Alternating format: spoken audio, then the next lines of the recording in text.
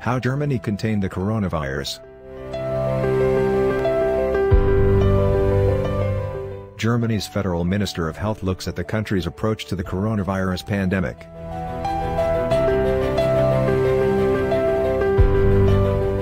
From its healthcare system to technology, there are three key reasons for its relatively successful management so far. Other countries could also learn from its commitment to building public trust.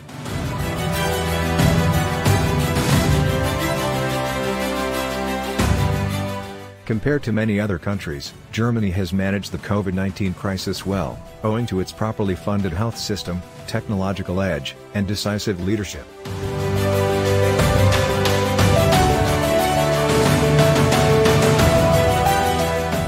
But beyond any unique feature of the German system is something that all countries can replicate: a strong commitment to building public trust.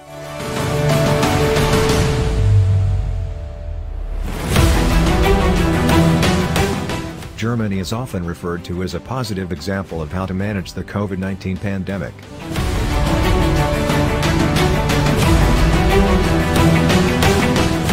And the proportion of severe cases and fatalities is lower in Germany than in many other countries.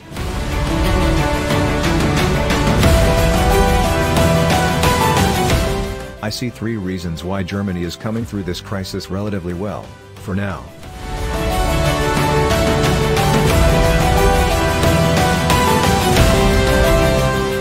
First, the German healthcare system was in good shape going into the crisis. Everyone has had full access to medical care.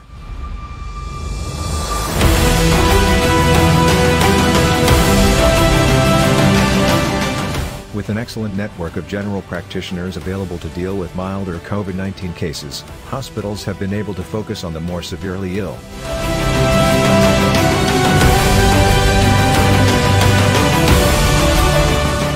Second, Germany was not the first country to be hit by the virus, and thus had time to prepare.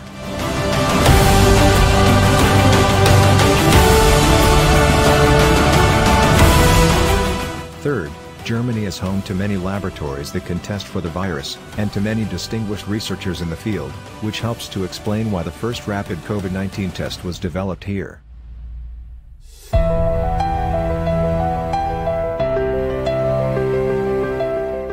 Like many other countries, we have been living under severe restrictions on public and private life for 2 months.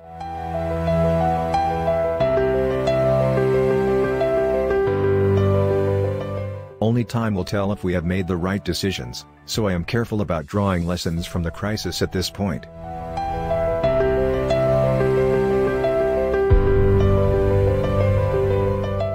That is the only way to build the trust needed to fight a lethal virus in a democratic society.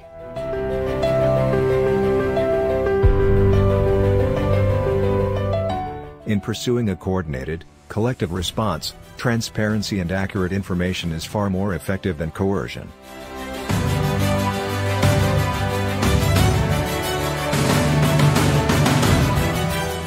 In Germany, we have succeeded in slowing the spread of the virus because the vast majority of citizens want to cooperate, out of a sense of responsibility for themselves and others.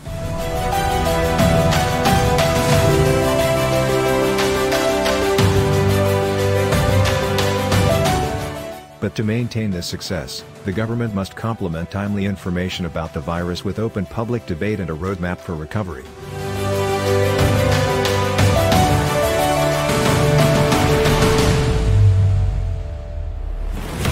Second, in addition to informing the public, governments should show that they are relying on citizens to understand the situation and what it demands.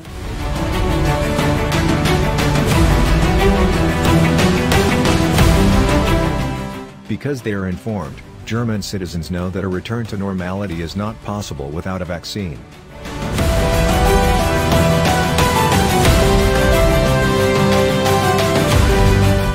As long as our decisions about where and how we loosen restrictions accord with clear and sensible criteria, we trust that German citizens will support them.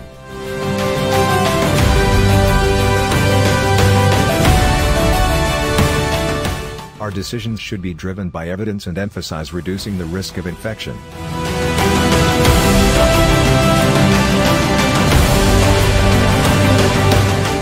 The remaining residual risks can be handled in various ways, depending on the situation.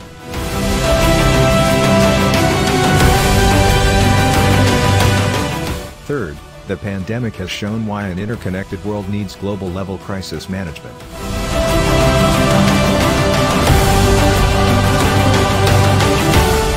Now that we see how much we need one another, the current crisis should be a wake-up call.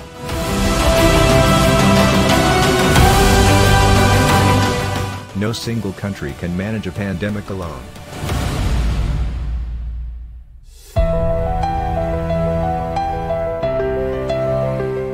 Fourth, we Europeans must reconsider how we approach globalization, recognizing that it is critical to produce necessary essential goods like medical equipment within the European Union.